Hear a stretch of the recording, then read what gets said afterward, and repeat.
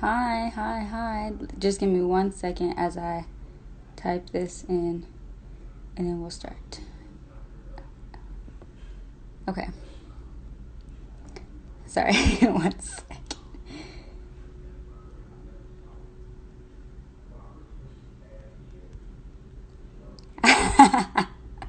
All right, we about to start. Let me just. This is. I gotta get the caption going, you know what I'm saying? Hold on. Okay, pin. Zill, I mean, you could have sent me a request. Let's see where you at. There you are. Okay, I will be joining live with Zill and Hey, what's going on, Niamey? got music playing the whole time. Always, always have music playing, so I get in the zone, get my energy right. Nice. Oh, someone said was pretty. Thank you. I'm not sure that. Thank you. Hey, so first off, when did you move to LA? Oh man, it's been a while. It's been like 2.5 years, maybe. It's been like 2.5 years. Really? Yes, I've been in LA a while. I kind of just left AZ at a random opportunity, kicked up a little bit of dust, and yeah, I was gone. I've visited a couple times though. Like That's I fine. like I like waited a while though. I like waited like a whole year, and I was like, all right, and I'm gonna come back. I didn't want to miss it too much. Okay. But you're vibing. You doing good in LA? Yeah, it's out here.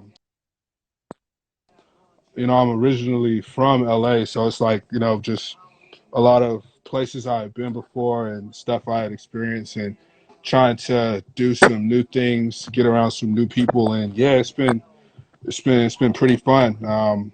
Pretty fruitful. Some of the people I met, some of the places I've been to, it's been pretty good. That's good. I'm glad to hear it. I really, honestly, I didn't know you left. And so when I was watching, well, first off, I went through your Instagram. So I went through your Instagram. I have a few questions for you based off your Instagram, which we'll go over. But I was like, oh, he moved. I didn't even know. So sorry about that. But congratulations on making it happen in LA. That's what's up. Thank you, thank you. Yes, it's pretty dope experience. Pretty blessed to be able to do some of this stuff. Okay. So, welcome everyone to comments. I am a member. And this is also an I Am Root member. So, why don't you tell the people a little bit about yourself? Is it free? It's like I'm freezing on sorry. my Say that one end. more time. Can you tell people a little bit about my free? Oh, oh yeah, yeah, yeah, definitely. I'm Zill. I'm a producer, songwriter. Started off as a DJ. Crazy. Never thought that it would lead me to this area of music. Starting off in the DJing major clubs in Los Angeles to DJing some pretty major events in Arizona. From there, got into production. And it's crazy. I never knew production was what it was or it was that accessible. So got into it, had a really big knack for it. From there, started writing for some artists, and then one of them was just like, "Yo, you should stay on this track." And I had never considered being an artist or an actual artist outside of production. One of them was like, "Yeah, you should stay on this track." So did that, and yeah, here we are. A year later, started working on my own album, and that's opened a lot of doors for me. Just having that body of work that people can look at and say, okay, this is what I could grasp as his style or his energy, or basically, people like to put a character behind what they think your artistry is. So putting out the album definitely helped a lot with that. So yeah, my artistry has transformed a lot over the years. That's good. You said you did all this last year, so it's over a year. Um, so it's been longer than a year. It took about a year for me to transition from writing to actually putting out an album. So it took about a year of that process. The actual album making process took about a year of like, still, all right, I'm writing for this person, I'm writing for that person, I'm producing for that person. After a while, it was like, you know what, fuck it, I'm gonna work on the album, and I'm gonna focus on my own album, my own artistry, and that process took about a year. So all the other stuff, I've been producing for around 10 years now, 9 years. Yeah, Right. so it was yeah, it was a road. It was a process. See, one of my favorite artists in here, my boy Wild Child, man. That guy is the best singer I've ever imagined in my life. I knew you DJ'd and I knew you produced, but I didn't know that this is a new lane you came into. So I'm glad though. You're I love stuff. You got a nice little vibe to you. I vibe. Thank you, appreciate that. So what did your focus look like? One thing as so I dance, I mean as you may know, uh and I'm always trying to I seem to find myself trying to juggle more thing at once. So the choreographing process, the music, trying to do something. Sometimes my focus split where I never complete the project because I'm too like too everywhere. To complete your project. Um, I think that that's one of the staples in a lot of creatives is like finishing things, because it's like even my started folder is a lot bigger than my completed folder. But one of the things I always have to remind myself, one of the people that initially had brought me and like walked me through production, he just told me, he's like, yeah, whatever it is, write it down. So it translates to a lot of things. Whatever it is, lay it down, finish it, make it a complete thought, make it a complete sentence, because once you make it a complete sentence, it exists. And in my lane, it'll be not stopping at the beginning of a beat, like, oh, I don't like how this sounds. It's not pop enough. It's not radio enough. It's not top 40 enough. It's not my style. It could be somebody else's style, or you could be one sound away from like eliminating the whole thing and starting over on with just some of the things that you laid down on there, and it being the song. So um, one of the most important things for that, which a lot of creatives go through, is just starting and finishing. And one of the ways to combat that is laying it down, whatever it is, even if it's trash, you think it's trash, lay it down, make it exist in the universe, and then it could either become something, or your brain might even just register it as I completed a goal, and that's sometimes is even more important. That's good. So for those of you who do not know, whatever the right term is, I don't know. But you were on, is it Red Bull the Cut? Is that what it's called? Right? Yeah, yeah. So it's Red Bull, the cut, LA style. LA style. So tell us about that. How did you find that first off? How did you get it? Did you apply or did you just how did, Uh, Crazy enough, I actually got referred by my friend Dom. Dom actually sent me the link, and I didn't even know what it was. I didn't even know what it was about, or anything like that. I just saw it, and I was like, all right, I'm gonna apply for this, and I just kind of went on with what I was doing. At the time, I was working heavily at Janae Aiko's studio in LA, and I was working heavily, so I was kind of like, all right, the homie sent this to me. I'm gonna go ahead. I'm gonna send this over to him and see whatever happens. Whatever happens, happens. And then crazy, like a couple months later, like literally months, like I wasn't thinking about this thing at all. Like months later, I got a call from the casting coordinator. Her name is Asia. She's pretty dope. Um, yeah, and she's telling me, hey, I'm with the Red Bull and for this show thing and da da da da, and we're thinking about putting you on as a producer. And I'm like, okay, yeah, well, for sure.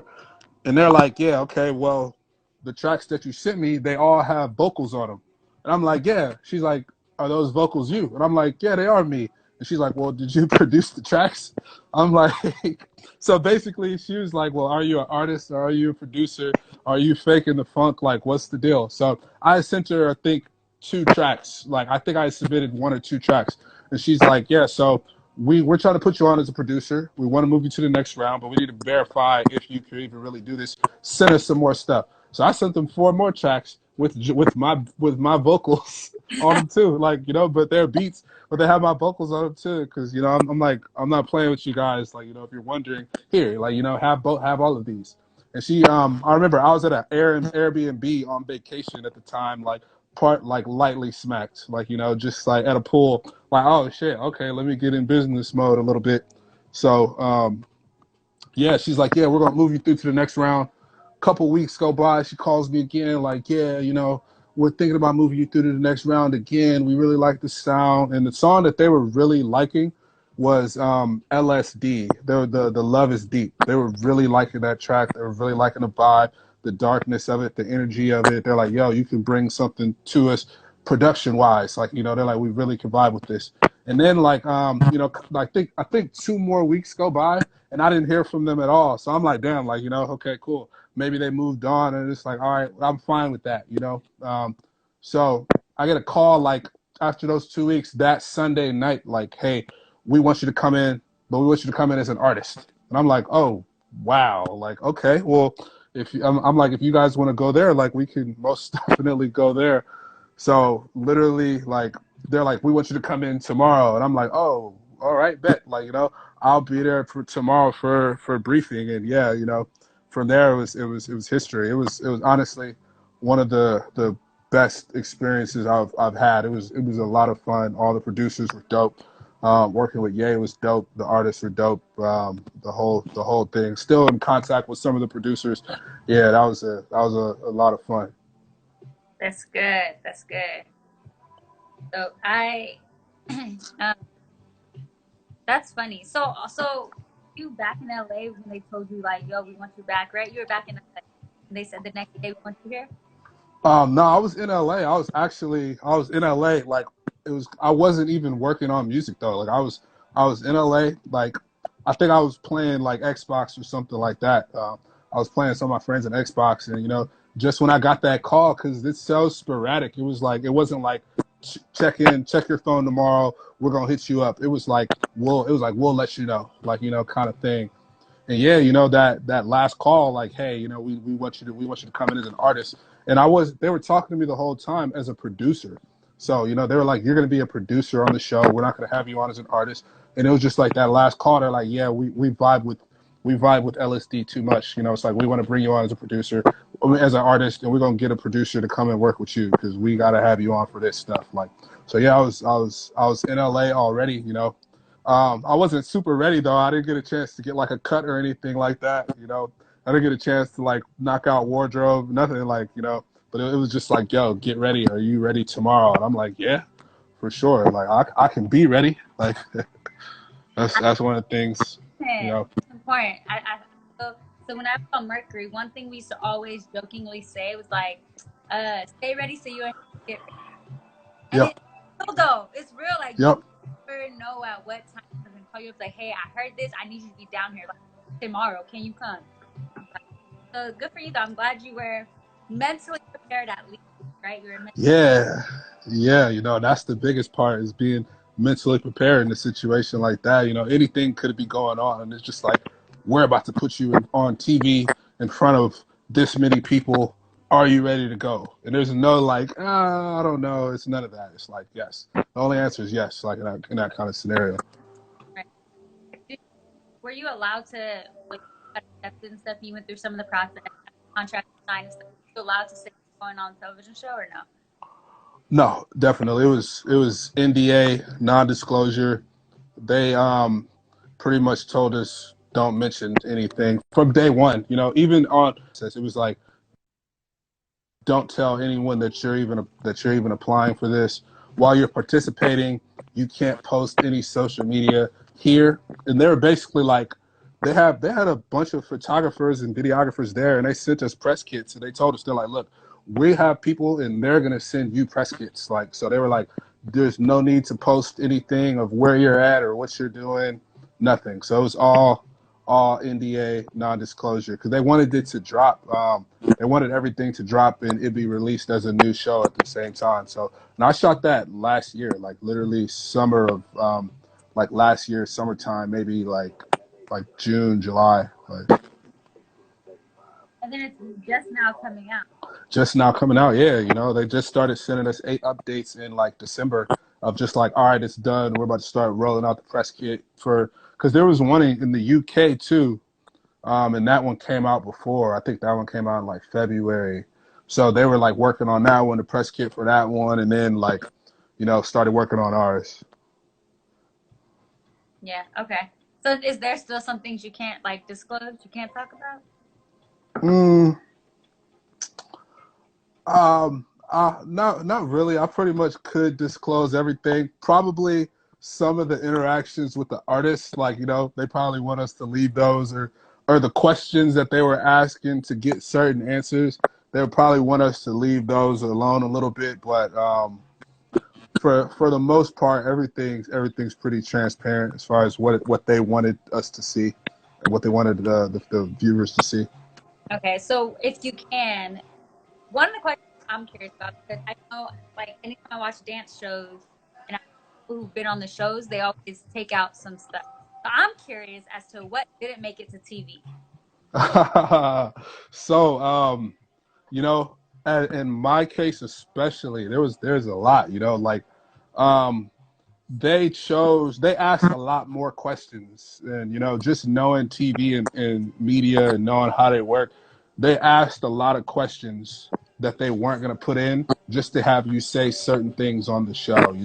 They might ask you some crazy question just so they can get a clip of you saying something crazy so they can put that in just to show how competitive the show is. So like there was a scene where where before the voting, and we were all playing the songs for each other and stuff like that with OG Parker there, and they're basically like, all right, what do you think could be fixed on that person's song, And the producers are asking, and it's like, and they're like, no, don't give us no bullshit. Everything's perfect. They're like, just tell us, what you think. What do you think would make the song better? Like, i.e., like a guitar and blah blah blah blah blah.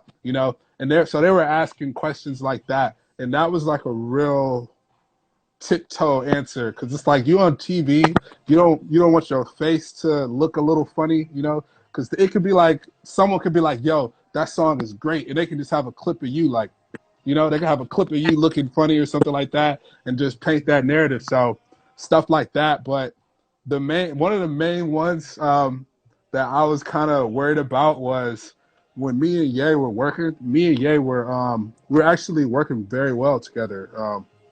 So, just because we both have been in music a while, I know his sound a little bit. He got a taste for my sound and how I was moving. So we actually did. We worked on 4 different songs, and we were just like working and flowing. And so the producers started coming in and asking questions like, "Yeah, are you guys struggling with the sound? You can't find a sound. You can't pick a song." And we're legitimately like, "Yo, this is just another studio session. Like, this is nothing. We got this. Like, literally just like, let's see how many more songs that we can crank out on Red Bull's dime."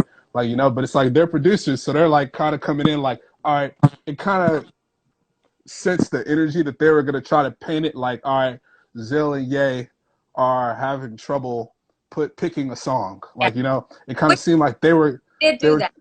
they can do that, and it's like it seemed like, and that's even in the agreement, like they're in control of how they push the narrative, and they did do that to like one of the other artists, like in our section, they did do that, So it was like the way they kept coming in and asking, and then OG Parker came in and he had that little spiel like, oh yeah, you got to pick one song, and we're like, yo, bro, look, we got this. So, but that was one thing I was worried that they were gonna put on the actual show, like, all right, Zill and Ye are having trouble narrowing it down to one song or something like that. So, like, yeah, it's the TV life is interesting with the producers and the cameras following you around and the probing questions and stuff. Yeah, I'm definitely frozen.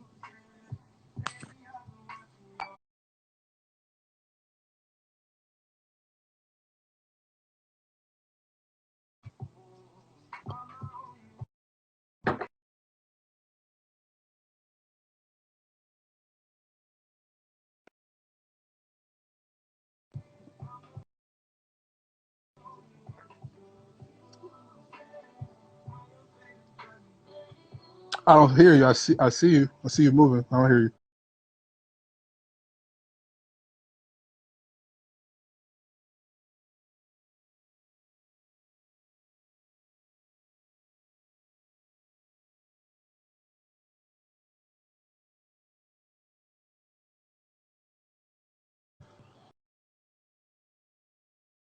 I'm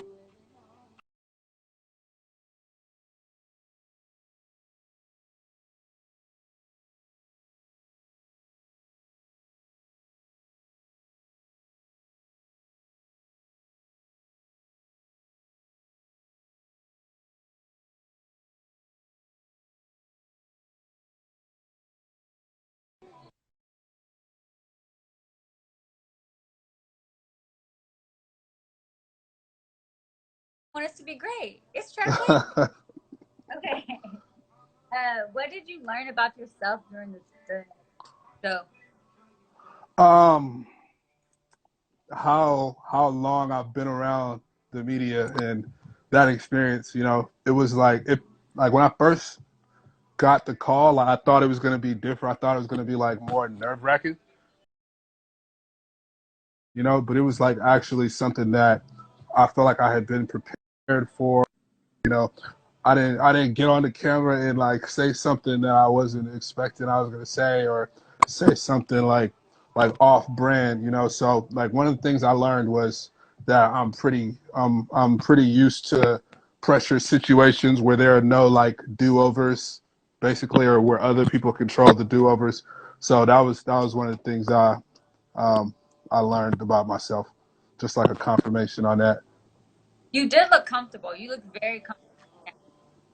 Like you did Yeah, like it was definitely something that I felt like I had done before and experienced and been in before. very good. What did you have? Did you know who the producer was? Ali? Did you know him beforehand? Yeah, crazy enough. So he actually is an artist signed to Art Club, which is Janae Aiko's studio, and that's the studio that I work out of. So when I walked in, I had never met him before or anything like that, but I know he had done some like tracks with Chris Brown and some stuff like that, but I had actually never met him or anything like that. But once I walked in and I saw him, I'm like, because it was one of those things where they like did some crazy CIA stuff and kept us separate for like a long time. And they like literally had us moving with almost with a bag over our head, moving real quiet throughout the place. And like literally, walking into the studio was the first time that I saw that that's who I was going to be working with.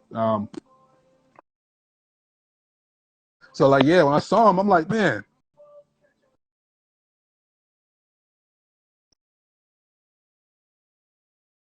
I was definitely aware of who he was. It took me like 5 minutes to realize like this is Yeah Ali. But I'm like, he looks familiar. Like I don't know why bro looks familiar, but yeah, he works.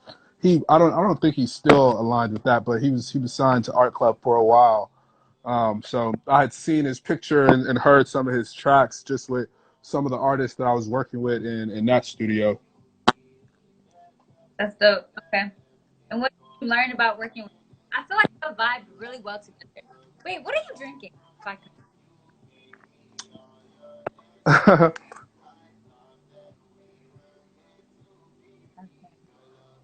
Yeah. So just something light. I went and got it Okay. for Cinco de Drinko.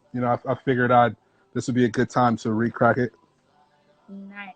Okay. Okay. I'm a tequila girl, so but Tequila. That's light.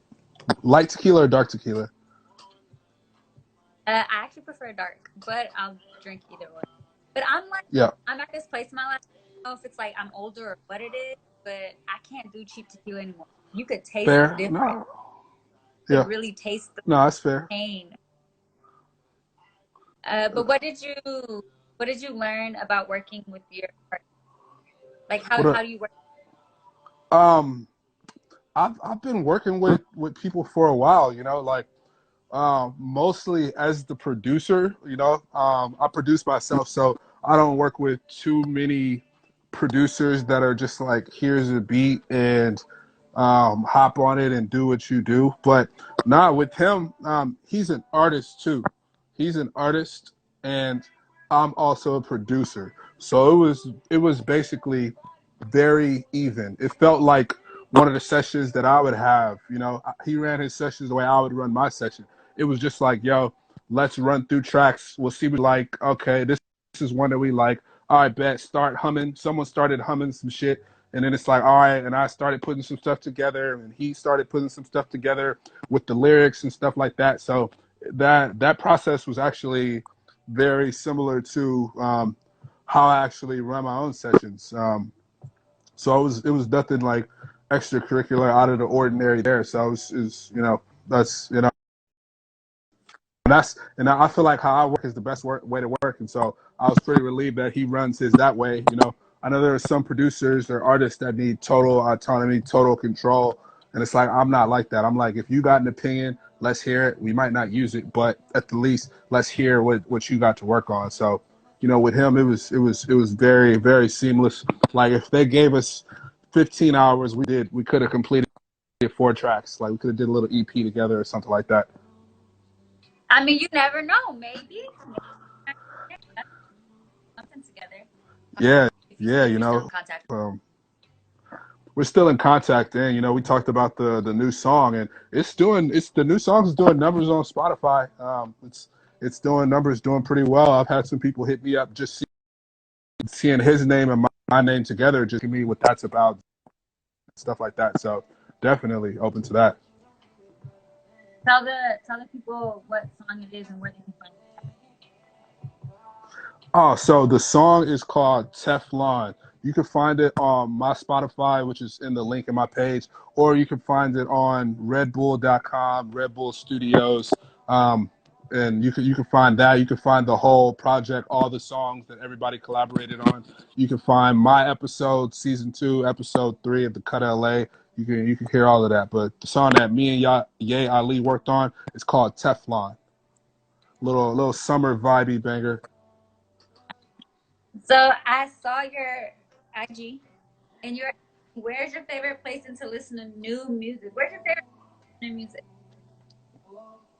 My favorite places, and it's crazy. That question was actually like almost like a test study just to see where other people. But my favorite place is the car. Like I have to, before I before I even put out a song, before I even get close to it, I have to play it in the car to see how it, not just if it bangs, but how it bangs. Because there's level to like the energy that a song presents. So I have to play it in the car for sure. I have ridiculous speakers in my car, and they're like the ones that wake up the neighborhood. So it's like I have to be able to play them obnoxiously loud, and I have to bump that and just to hear it, like for sure. Like so, if I'm before I bump it anywhere, before I play it for anybody, like I'm bumping it in the like just to give it that real street test. Yeah, I feel that. Me too. Do you like to drive around windows down at night or during the day? You prefer during the day or night? During the day, at night I don't do too many windows down unless it's super hot. Usually, if I'm driving around at night, I'm going somewhere, with some people, and then if it's my car, that I'm like, let's get from A to B, with no pit stops, nothing, no extra attention. If it's at night, but if it's during the day, nah, I'm rolling windows down. I'm gonna roll all 4 windows down. Back when I had the Beamer, I was putting the sunroof down and everything, and I was playing my shit ridiculously loud, like all of it. Like I don't care if I'm playing Rihanna, it don't matter who I'm playing. Like it's getting played ridiculously loud. Like Yeah, I feel that. I'm the same type of way. I had a friend in my car. Well, I've had a few people, but people like when they get in my car, like I got my windows down. It's a nice. I live in Arizona, right? Nice day, bump it, and they want to like talk. That's not the vibe right now. I want to listen to this music. Get some groove and get that. But that's how I feel. So you are in LA during COVID-19. How's that going?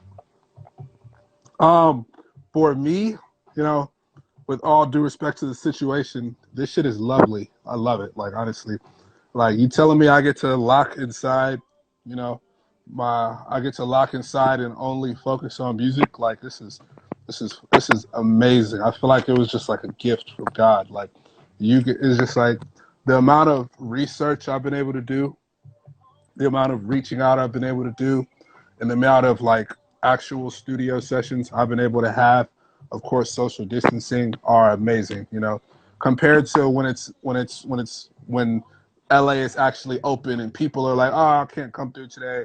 I'm going to brunch, or I can't come through today. I'm doing this, or you know, A&Rs are out meeting with a bunch of people. Like you know, right now everybody's open and everybody's available. So the time that I'll be able to spend learning is great. Like I love this. Like So, what is some studio etiquette that you think people like? Some studio etiquette that you like to follow, and you just like how? What's your vibe? uh, um one of my most important rules is not hopping directly into the music.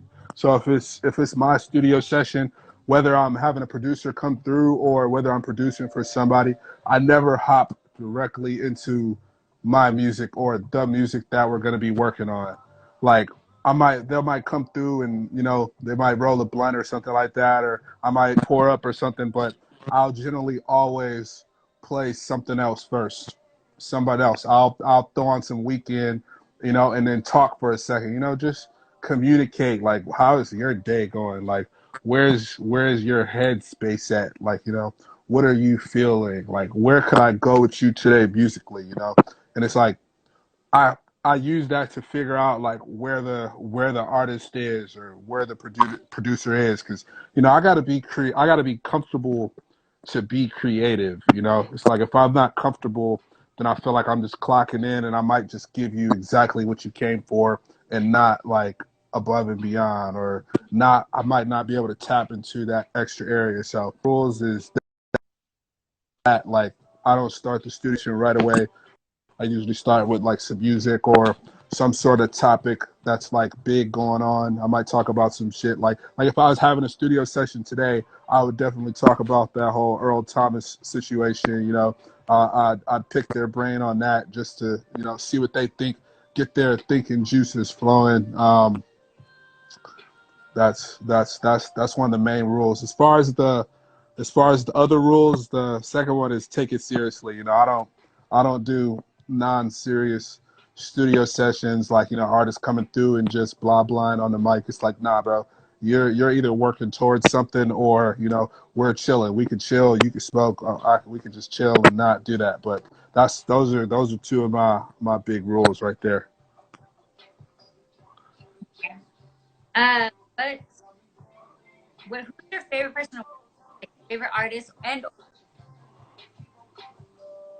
My favorite artist to work with, that have to be the Wild Child, man. We've made some crazy tracks together that I still play for people. One of the tracks that we made together got picked up by Janae Aiko. It's crazy, and he sings like literally an angel. Like so, you know, and he's really open to working and how I work. You know, he'll let me write.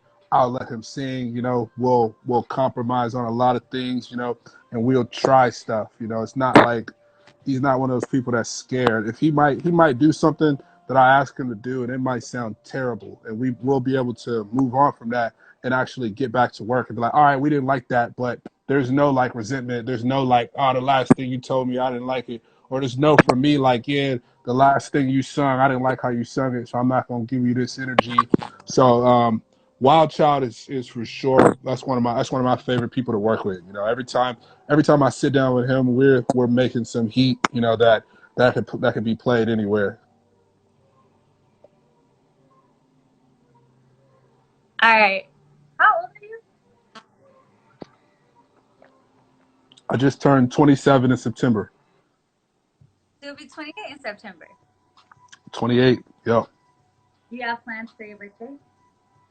You know, I've been in the party life so long that I don't usually do birthday stuff. I don't usually do birthday stuff. It's usually it's lit a lot. It's I can say that. And one of the things about me, I draw a lot of my musical inspiration from the stuff that I do when I'm not in the studio, and a lot of it is in fact lit. A lot of partying, a lot of stuff like that. So I usually don't do birthday plans. I usually don't be like, all right, I'm about to go to Vegas for my birthday. It's probably going to be lit the weekend before my birthday, the weekend after, you know. So it's like I might spend my birthday doing nothing. I might spend that whole weekend doing nothing if nothing pops up, you know, like yeah, you know, and it's crazy. It's crazy to like it's crazy whenever I think of that or say that, but it's like actually true. Like, you know, I probably won't plan anything for my birthday. You know, I probably, you know, I might not do nothing, but it's like that next week I might be standing on somebody's table somewhere, you know, and you know that's how that goes. Like, Okay. Now I'm just curious about you because I don't know about you. So I'm about to just ask you questions about you. Okay. please, Okay. So, well, how'd you end up here? how'd I end up in Arizona? Yeah. Oh, school, literally. I have an older brother. My older brother went to ASU, um, and pretty much I was deciding between two schools. I was deciding between Arizona State and Xavier in Louisiana. I took a trip to Xavier to visit. I was there for like a month, and I turned up so much, you know, and I realized when I was there, like, I'm going to Arizona State, like, you know, there's no question, like, this small school stuff, I'm like, nah, I'm good, like, you know, I'm going to the big leagues of partying, you know, so that's how I ended up in Arizona. Okay. So did you what'd you get a degree in? Political science. Ooh. What were your plans? Crazy enough, exactly what I'm doing now, as far as professionally, like sales and politics, stuff like that. The main reason I majored in political science was because of the parties at that time. I was running an events company called 1044 and another one in LA called TIU Management. And through that, I was negotiating with a lot of club owners, business owners, stuff like that. So I wanted to be able to talk in a language that could help me, you know, further, you know, get more success with them as far as convincing them. So political science was basically the study of negotiation. So that was the main reason. That was the main reason why I majored in political science. Crazy though, how I got the idea was there's a show called House of Cards. I saw this the character Remy Danton. I'm like, yo, this guy is fucking cool. Like, what is he? He's a politics. Okay, cool. I want to learn that. What year did you graduate? 2015. See, we graduated together. Wait, you Kind graduated of. in the spring? I kind of. I walked in 2014. I was supposed to graduate 2014, spring of 2015. I okay. Yeah, 'cause you're only a year. Yeah, Okay. I knew So that. then you ended up in Arizona, and then so you lived out there for 2 years, and you moved back to, and your family's from.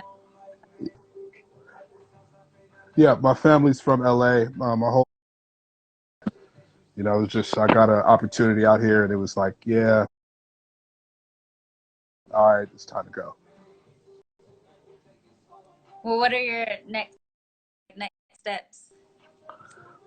Um, so right now, everything is in on the music. It's all in on the music. I've been talking with some A&Rs at different places, especially during the quarantine.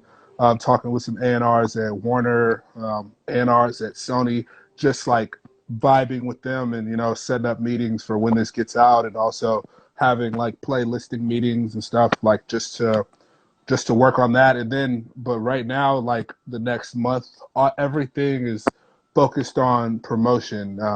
So because of this Red Bull thing, it's promoted me some new opportunities, some new people that are looking. So because of that, a lot of numbers are up right now. Like even in the past week, I've had 3,000 listens just on one song, which is more than I've had like in my entire music career, like, you know, on that one song. So a lot of stuff like that is up right now. So it's just negotiating, leveraging everything that I have, with Spotify playlists, YouTube playlists, talking to them, working out ways for the new stuff. I also have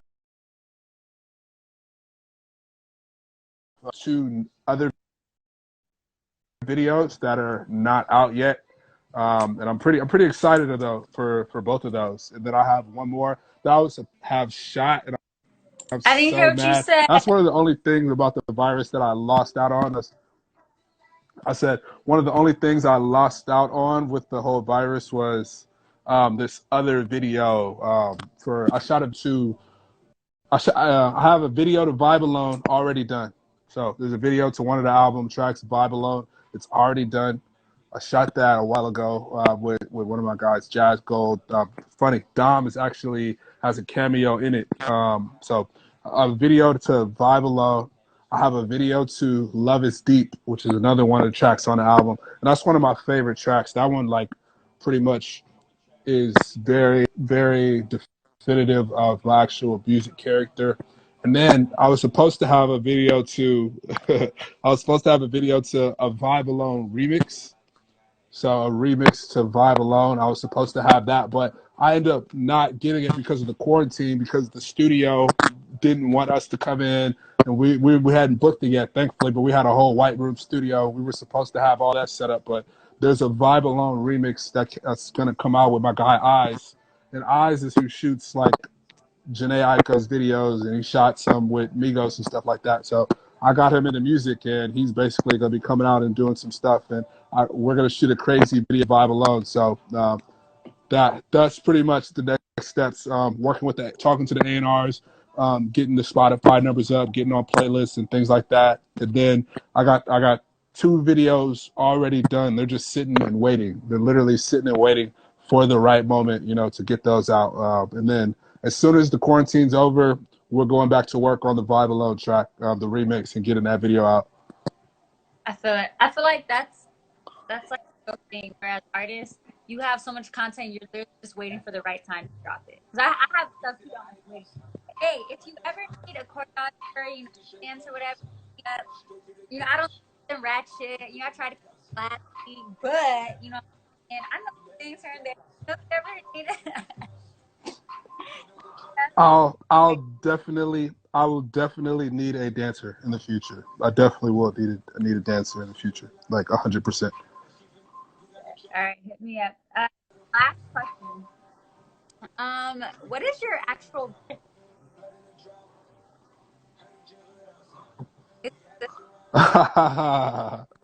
As far as the world is concerned, my name is Zill. It's short for Zillium. Zillion? Is that actually your name, or that's just what you go by, Zillion? That's what I'll tell everybody. It's Fun. if they want a real name, it's Zillium. All right. Well, Zillion, thank you. I appreciate. You have a lot of support by Joelle. I think. I'm sorry if I'm saying your name wrong. Oh, Joelle. that's Joelle. A couple of people in here. See Josh in here. Joelle, that's actually like my sister. I've known her since I was in kindergarten. You know, she supported every single thing. You know, she's been there for me since I was literally 5 years old. So, yeah, Joelle's a real one. That's good. You got J Mac on here. Don't love Dom, of course, showing love. Travis too. Travis showed some love. You have here. You are a well-liked man. You are a support system. Yeah, you know, just that's one of my goals in life. I never want to let the homies down. You know, I want to make sure I keep giving the homies reasons to be proud. That's good. That's good. And then you said Jazz earlier. He actually just started following me. So that name, like, oh, he just started following me. I don't know, but whatever. Yeah. Nah, Jazz is dope. Crazy. When I was in Arizona, he was one of my favorite photographers. I had never met him or anything like that. Never. One of my favorite photographers, just seeing him on my Explore page, putting up dope photos and stuff. And then Me and one of my other friends, Abu, I had ran into Abu at an event. I don't remember what event it was. And he's like, "Oh, this is my friend Jazz," and I'm just over here like, oh my God, dude, you're my favorite photographer ever. So we exchanged contacts at that point, and yeah, you know, we've been good. Jazz actually shot the Outer Peace video, and he shot the Vibe Alone video too. Okay, that's dope. I gotta hit So him yeah, up. Jazz does good work. Yo. That's dope. Well, thank you. I appreciate you for vibing with me. I really appreciate it. Yeah, yeah. Thanks for sitting and talking to me. Stay blessed. Be blessed. You I'll too. I'll see you soon, and I will talk to you. I guarantee you about that dance stuff. All right. Hey, look, I'm gonna hold you to it. I will not forget. All right. All right. Stay up, Zill. Well, thank you everyone for watching. If you did not know about Zill, now you know. Make sure you check out that episode of Red Bull The Cut, season 2, episode 3, I believe it was. Make sure you check it out there. You can hear the song and kind of get an idea of what we were talking about.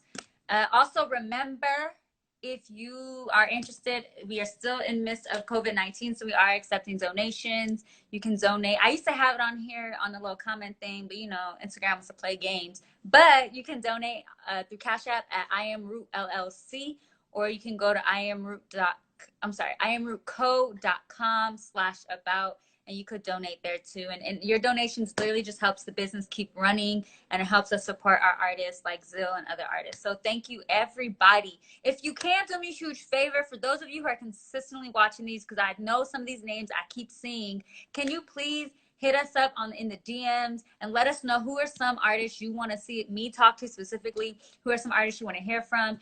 I'm hoping to get Zill on here soon again to do some music, to just kind of DJ for us and just set a whole vibe. And so make sure you are excited and waiting for that, because we have that coming up. But yeah, DM us. Let us know you like what we doing. Because if you don't, then we don't know if you like it. You know what I'm saying? Just DM us real quick. Hit us a little. It's great. It's dope. You know, whatever. And then I'll see you guys next time. Thanks for chit-chatting with me. And I appreciate y'all. So stay up. Stay great. And again, my name is Niamey. You can follow me at NNIIAMEY. Peace, y'all.